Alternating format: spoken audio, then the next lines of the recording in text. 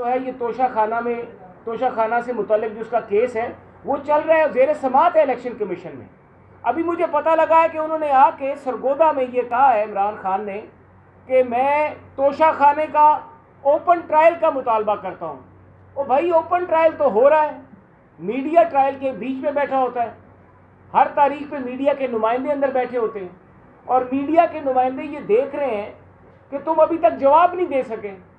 कौन से रसीदें मांगने वाला अपनी रसीदें देने में नाकाम हो चुका है। जब अपनी रसीदें मांगने और देने की बारी आती है तो वकील साहब अदालत से इस्तदा करते हैं इलेक्शन कमीशन से कि मुझे थोड़ा टाइम दे। आज जो हम बैठे हैं यहाँ पे उसका असल मकसद ये है कि ये केस की समाअत 18 तारीख को शुरू हुई। 18 तारीख को इलेक्शन कमीशन ऑफ पाकिस्तान में मेरे और मेरे कुछ साथी अरकान असम्बली की तरफ से जो दायर किया गया तोशा खाना का केस था उसकी पहली समाअत हुई। 18 को इनको जवाब दाखिल करने के लिए कहा गया। 18 को इन्होंने जवाब दाखिल ना किया। उसके बाद 22 तारीख पड़ी। 22 तारीख को इमरान खान से जवाब दाखिल करने के लिए कहा गया कि आप इलेक्शन कमीशन ऑफ पाकिस्तान में जो आप पर इलेक्शन एक्ट के नीचे करप्शन के इल्ज़ामात लगे हैं उनका जवाब दें। इमरान खान ने 22 तारीख को भी जवाब दाखिल ना किया।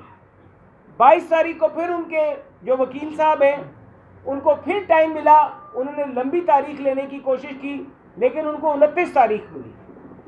29 तारीख को भी इमरान खान जो कि कहता है कि ओपन ट्रायल किया जाए तोशा खाना पूरी कौम के आगे, तो पूरी कौम को मैं ये बताना चाहता हूँ इस प्रेस कॉन्फ्रेंस के ज़रिए कि अभी तक इमरान खान अपना जवाब जमा कराने में इलेक्शन कमीशन में नाकाम रहा है। 29 तारीख को भी वो जवाब दाखिल ना करा सका। जवाब वही आदमी नहीं जमा करा सकता, कहते हैं चोर की दाढ़ी में तिनका।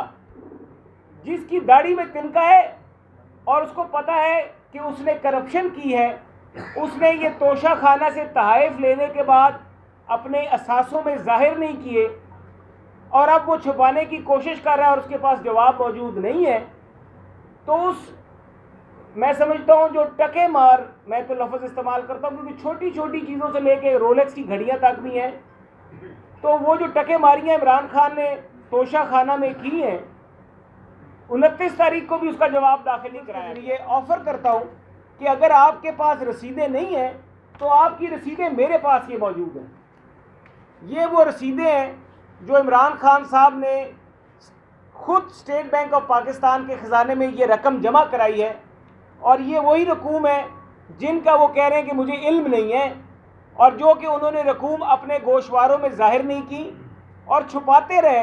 करोड़ों रुपए के तहाइफ लेके कौम को सादिक और अमीन होने का दर्स देते रहे और ख़ुद टकेमारी करते रहे और चोरियां करते रहे।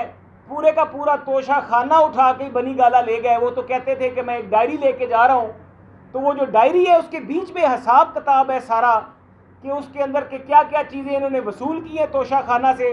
वो डायरी जो इंशाल्लाह हम वो डायरी भी हासिल करेंगे खान साहब आपसे, जिस डायरी के बीच में आपकी करप्शन का पूरा हिसाब है।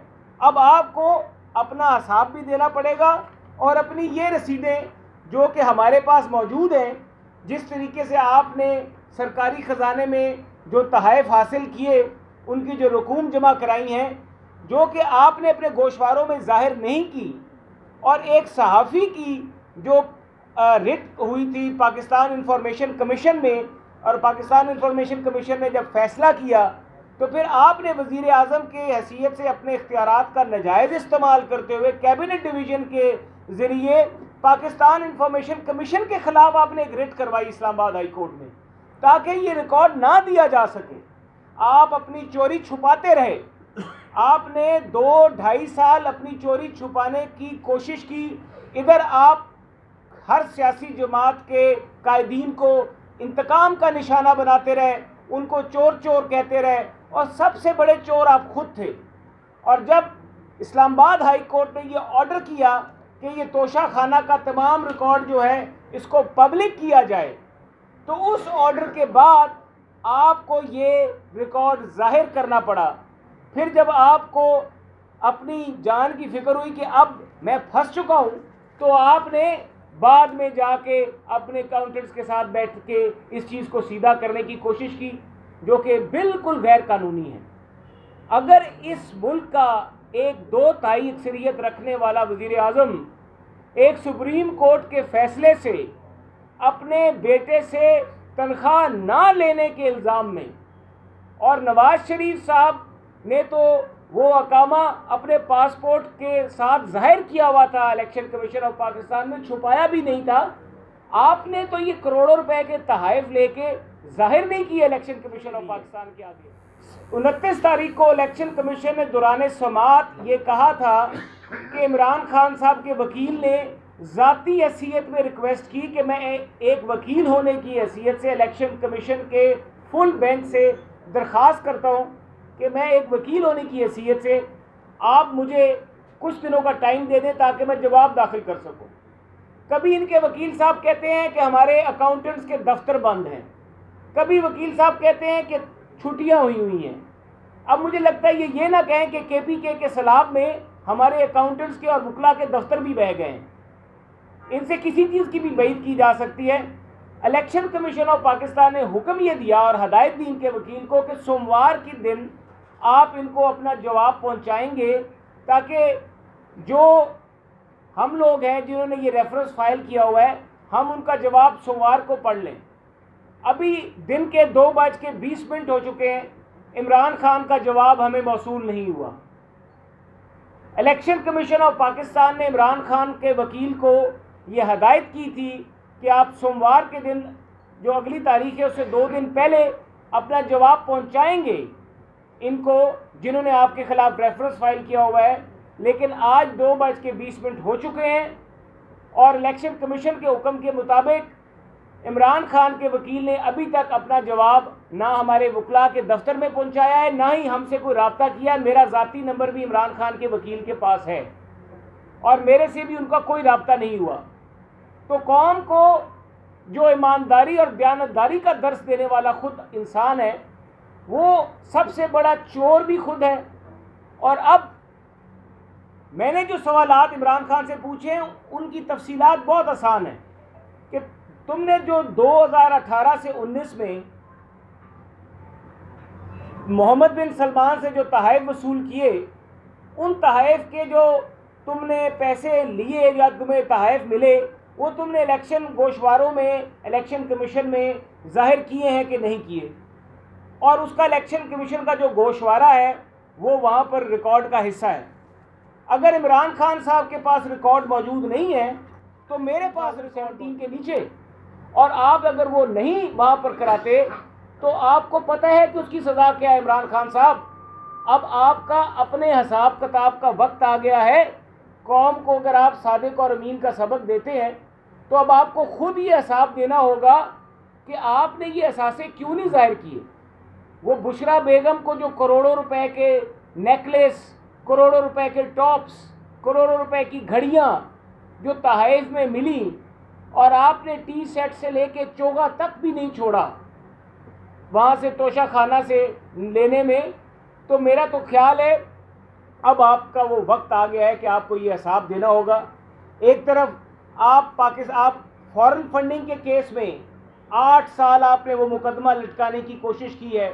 आप ये गलत फहमी अपने जहन से निकाल दें कि फॉरेन फंडिंग के केस की तरह हम इलेक्शन कमीशन ऑफ पाकिस्तान में ये मुकदमा ताखीर की नज़र होने देंगे, कतई तौर पे नहीं।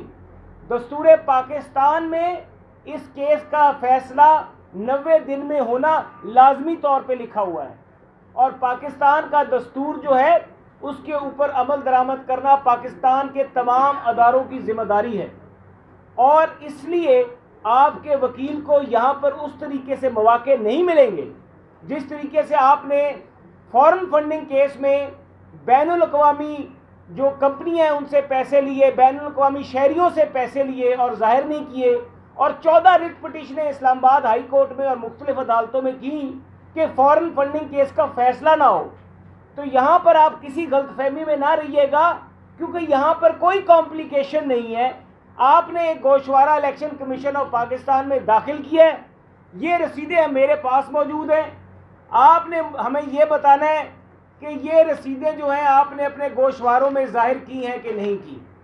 आपने जाहिर की हैं तो भी बता दें, और अगर आपने ये रसीदें जाहिर नहीं की तो आपको इलेक्शन कमीशन में इसका जवाब भी होना पड़ेगा।